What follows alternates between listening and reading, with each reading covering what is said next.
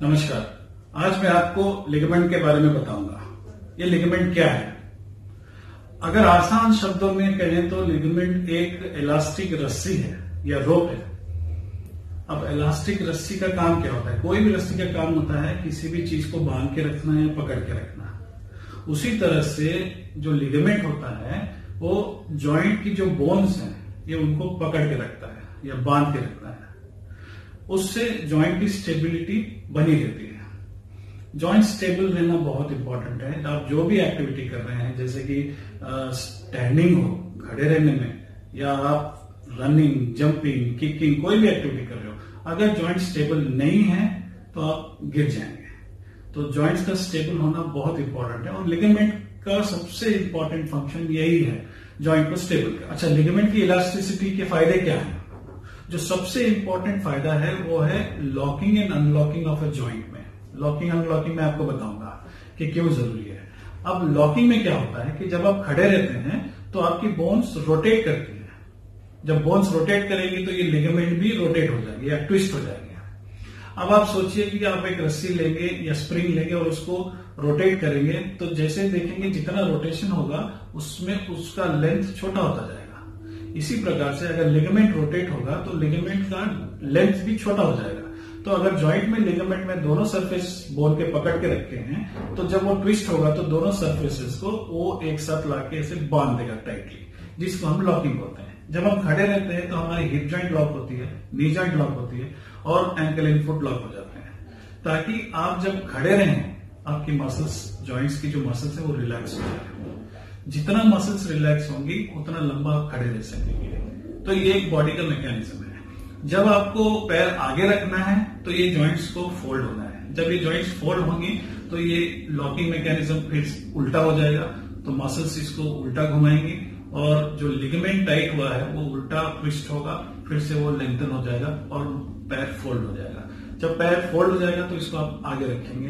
तो ये मैकेनिज्म है हमारी बॉडी में कि जब जरूरत हो जॉइंट एकदम लॉक हो जाएगी, जब जरूरत हो तो उसको अनलॉक भी कर सकते हैं मसल्स और लिगामेंट्स की वजह से। तो इसका एक सबसे बड़ा फंक्शन लिगामेंट का ये है। दूसरा लिगामेंट का फंक्शन है स्टेबिलिटी। जब आप किसी बॉल को किक कर रहे हैं तो दोनों बोन्स जो है जॉइंट्स की वो एक दूसरे से दूर जाएंगे।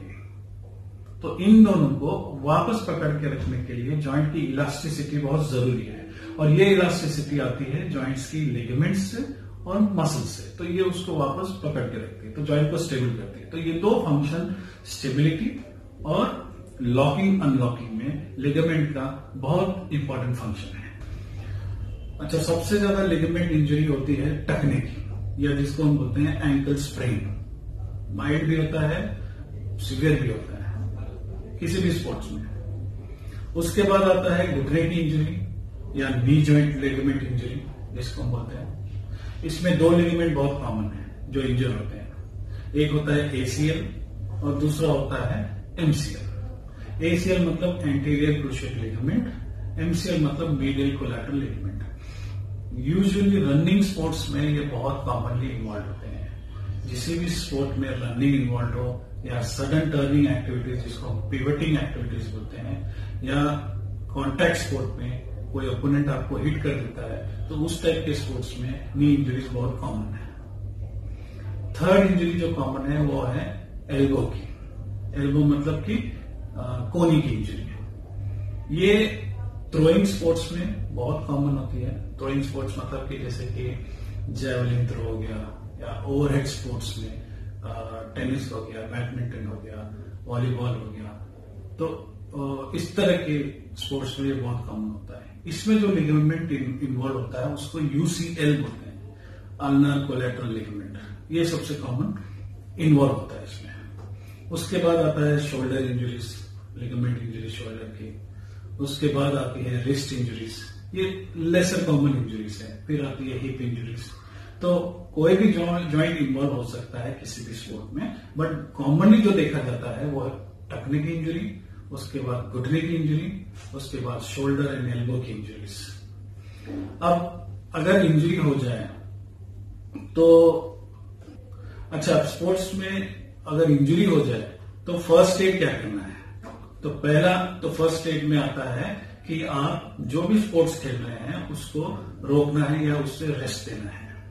दूसरा, जिस भी जॉइंट में इंजरी हो उसको कंप्रेस करना है, क्या क्रेप बैंडेज से बांध के रखना है या बेल्ट यूज करना है।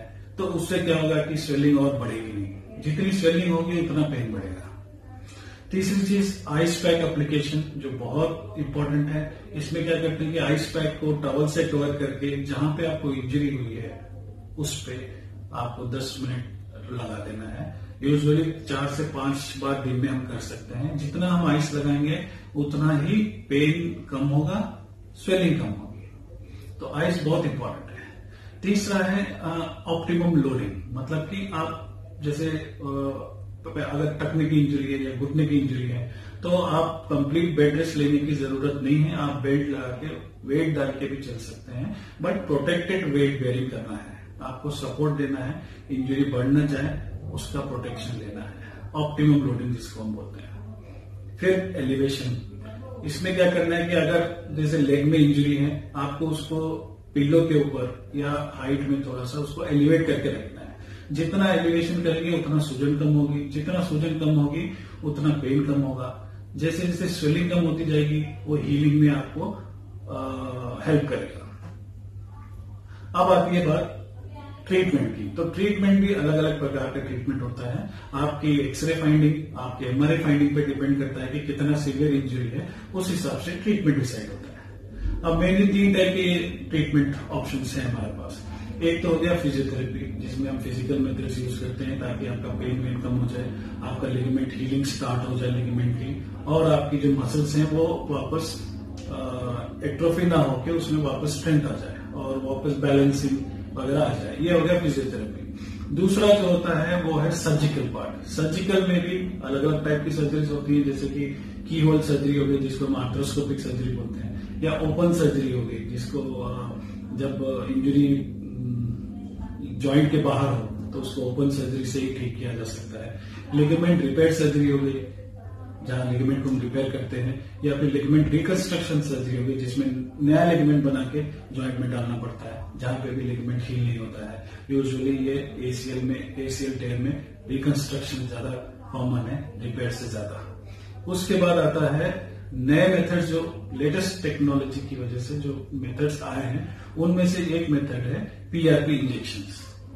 तो ये थर्ड ट्रीटमेंट मेथड है कि पीआरपी इंजेक्शन, अगर माइल्ड इंजरी है, बहुत सीवियर इंजरी नहीं है, रिहैब जल्दी करना है, तो पीआरपी इंजेक्शंस भी इसमें हेल्प करते हैं। तो हम लोग नॉर्मली पीआरपी जो इंजेक्शंस होते हैं इसमें क्या करेंगे कि आपका ब्लड लेंगे, थोड़ा सा उसको कॉन्सेंट्रेट करेंगे, उसमें से लिक्विड निकाल के जो हमें हीलिंग फैक्टर्स होते हैं उसको कॉन्सेंट्रेट करके उसी को इंजेक्ट करेंगे जहां पे इंजरी है। ये क्या करेगा कि इंजरी को थोड़ा सा स्पीड अप कर देगा, बढ़ा देगा, उसकी तेजी बढ़ा देगा हीलिंग की, और हीलिंग में आपको ये हेल्प करेगा क्योंकि ऑलरेडी उसमें हीलिंग फैक्टर्स हैं। उसको बस हम कॉन्सेंट्रेट कर रहे हैं और जहां इंजरी हुई है, जहां पे हीलिंग स्टार्ट हुई है, उसको और ये स्पीड अप कर देगा। तो ये 3 तरह के हमारे पास ऑप्शंस हैं ट्रीटमेंट में। तो कौन सा ट्रीटमेंट करना है, क्या करना है, इसके लिए आपको एक ऑर्थोपेडिक सर्जन से या फिर किसी स्पोर्ट्स सर्जन से मिलना है जो कि स्पोर्ट्स मेडिसिन प्रैक्टिस करता हो।